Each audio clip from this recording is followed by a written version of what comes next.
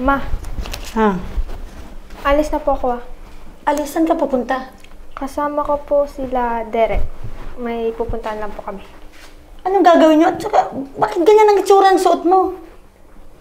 Ang init po kasi sa labas, tsaka gusto ko po maging komportable. Komportable, tingnan mo nga. Para kang lalaki. Baka mamaya niyan. Magkagusto ka na rin sa kapwa mo babae. Tandaan mo, yung lola mo ha. Laking simbahan, hindi na. Alaw ng lola mo yung mga ganyang pananamit. Ma, wala namang sasama sa sa suot ko eh. Ang masama nung panahon namin, ganyang edad, kailangan nakadress ka pag lalabas ng bahay. Ay, ito mo sombrero mo, pabaliktad pa. Ano yan, Paris? Saan galing yung mga ganyang style na yan? Hindi yan pwede sa akin yan. Maiba kasi panahon niya sa panahon namin eh. Mauna na po ako, malilate na po ako. Ay, talaga naman, oh.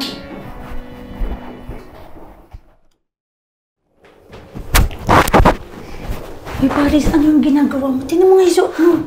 Kung hindi nakapanlalaki ka, ngayon naman. Ano ba yan? Halos labas na yung kaluluwa mo. Ma, nagtitiktok lang naman ako. Ano ang problema?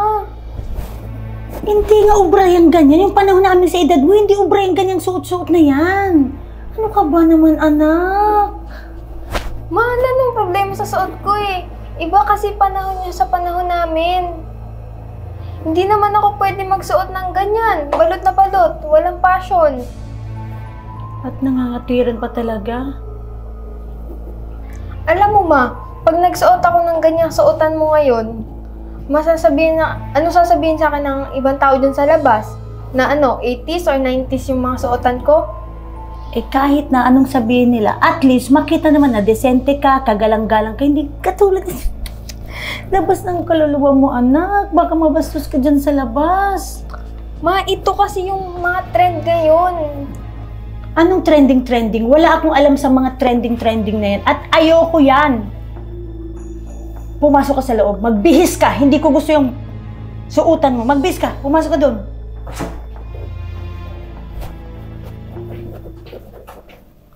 Trending.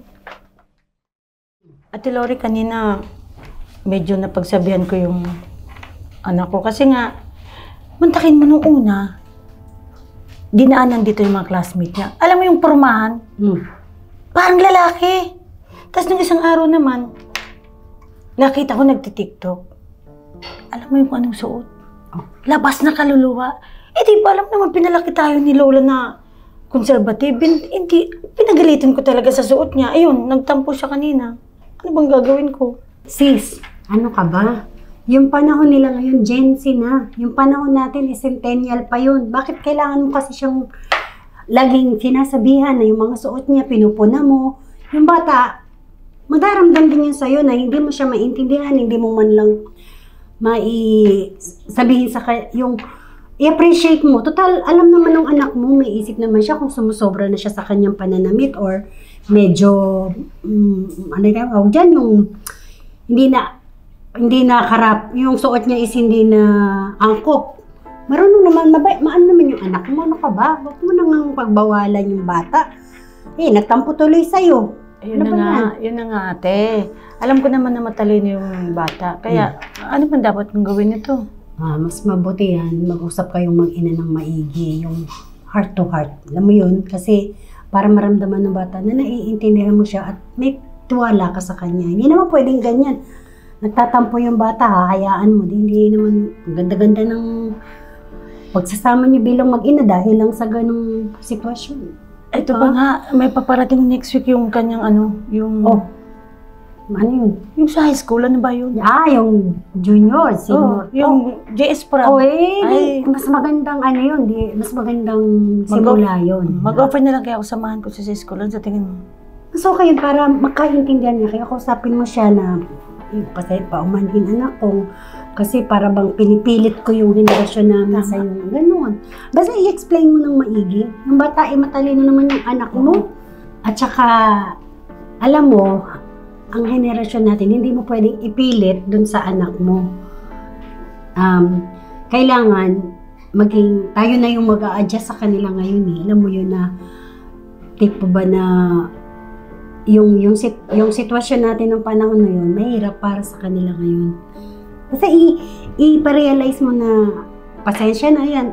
Bilang dapat maunawain ka pa rin, okay? Alam mo, pwede natin silang gabayan, pero tandaan mo, di natin sila pwedeng kontrolin. Okay? Siguro nga ate tama ka. Siguro. Siguro. Talaga? Tama Kung ka. lagi ka na lang, Sige. lagi ka na lang nag-aalala mo sa akin.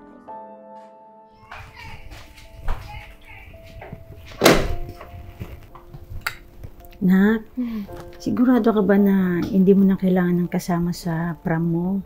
Hindi na po makakasama ko naman po yung mga barkada ko eh. Sila Ayesha po. Ah, okay. Nak, gusto kong humingi sa'yo ng tawad ha, kasi yung mga napagsabihan ko ng mga nakaraan ha. Kasi akala ko kasi pwede ko pang i-apply yung mga kakapanahunan ko sa about sa mga pananamit. So, pasensya ka na, hindi ko talaga alam na ganyan na mga trending. So, pasensya na sa mama ha. Ma, thank you po sa pag-iintindi na iba talaga yung panahon nyo at saka panahon namin ngayon. Tsaka po, hindi naman po kasi pwede lahat ng gusto nyong suot ko. Masusunod. Tsaka alam ko pa rin naman po yung limitasyon ko sa isusuot ko. Kung alam ko po na masyadong revealing, hindi ko naman po isusuot eh. Ma, ano na po ako, iniintay na po kasi nila ako dito. Oo nga, diba? Ang ganda-ganda na ano. Ay, ayusin ko nga muna yung cream mo, diba? O sige na, naantay ka na sa baba mo, kasama mo. Sige po. O, ingat kayo na ka. Sige po, bye-bye po. Ang talaga po. But I believe in coloring the world, gotta holler to be heard in time. We can fight back, ready to go right back.